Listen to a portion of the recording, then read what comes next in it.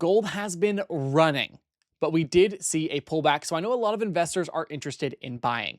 Now, one thing that's important when it comes to gold is having the cheapest ETFs. That's at least my opinion, because I hate paying crazy expensive fees for a lot of these ETFs that trade pretty similarly. So in this video, we're going to break down a couple of ETFs. We're going to go over the price of gold, and I'm going to showcase BAR by Granite Shares, which is the cheapest gold ETF money can buy. I hope you guys are excited. Let's get into the video.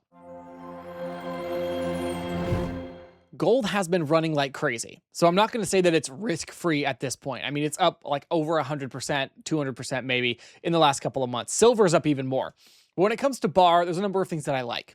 One, the spot gold price. It's simple to track and follow. The sponsor fee, which is like the cost of holding BAR, is cheap. 0.175%, which is absolutely amazing. And again, the cheapest that you can get on the market today. But the use case for gold is interesting. It seems to be going up. We're going to need more and more gold. The value is going up as well because people are using it as an asset to hedge against things like the dollar going down, the US dollar dropping. Foreign countries are dropping the US dollar. There's wars going on. So with a lot of fear in the market right now, gold and silver have been absolutely moving, and platinum and even copper as well. Now, again, I'm not saying this is going to continue. It looks like they're expecting it to continue, but no one really knows what's going to happen. But in the meantime, I'm going to hold ETFs that I think will be useful, especially when it comes to your money eroding away over time because of inflation.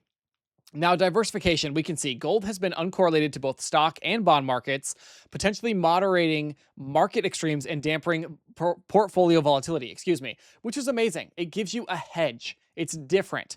And I have been aiming more towards diversification. I don't want to hold just the same NASDAQ and S&P ETFs. I have been moving out into more gold and silver, and I do hold quite a few gold and silver funds now. Now, when it comes to gold specifically, gold has behaved as a store of value during inflationary markets, during crises, for any number of reasons, and that is unfortunately where it looks like we're headed. Now, I hope not. By all means, I hope not. And that's the thing with this position in my portfolio. It's a hedge because I hope we don't have to go into this. I hope it doesn't just absolutely boom and the markets tank. Gold is an asset there that is no one else's liability and cannot default. And again, it's convenient. It gives you an investment similar to an investment in gold through a trust without having to open a metals account, without having to actually have gold bars, which of course, gold is small. It's very valuable. It's per ounce, very expensive. But again, I don't want to have physical things more valuable in my house to give people more reason to rob me. So it's very, very interesting. Oh my gosh, Granite Shares is launching their auto callable on gold.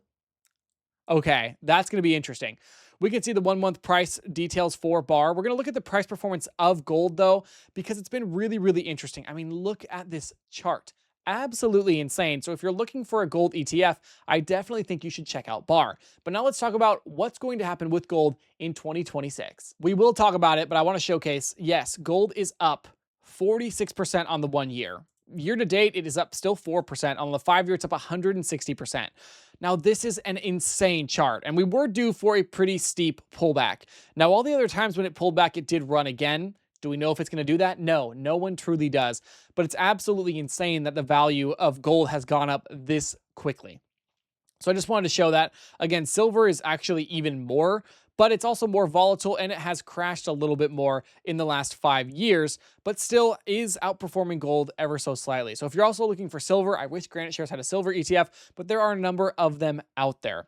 But gold and silver, man, who would have predicted that these would be the things booming in late 2025 and in 2026? But now let's see what's going to happen in 2026 and 2027. Everybody was trying to predict when gold would hit $5,000 an ounce. And it's true, we did hit it in 2026 a couple times, and then it did fall back off. And so again, now it's trading at $4,500 per ounce. And they're expecting it to continue to increase. So in order to summarize this article by JP Morgan, they saw gold soar in 2025, tariff uncertainty, strong demand from ETFs and central banks, and so on. There's so much demand for gold right now, and that's why a lot of these miners are going absolutely insane. So same thing with gold and silver. So because a lot of these miners, they get different metals coming out of their mines. Sometimes they'll be a silver miner, they'll get some gold because there's gold in the area, and platinum and so on. And so it's really interesting how the overall market has just been skyrocketing, but the miners also have a bit more risk. So 2026 and 2027, the outlook for gold does remain bullish. And there's even a gold ETF NUGT that's a 2x version that I did trade for a 70% profit, but I did sell it because I was just nervous. And I sold it at the right time, I will say. So they're expecting gold to push towards 6,000 an ounce potentially, which is super aggressive, super aggressive. And central bank and investor demand for gold is set to remain strong, averaging 585 tons a quarter in 2026 because people are just worried about this market. So I want to showcase this forecast. And this is by JP Morgan's Commodity Research. No one knows that this may not happen. It could happen. It probably won't be exact by any means, but this is what they're expecting. So in 2026, we did already have it fall to 4,500. They're expecting it to slowly climb through 2026. 2026, end of the year, they're looking at 4,700, which is interesting. And then moving forward, I guess, no, that's at the beginning. This is a weird chart. Moving forward, 2027, 5,000 an ounce, 5,000, 5,200, 5,400, and so on.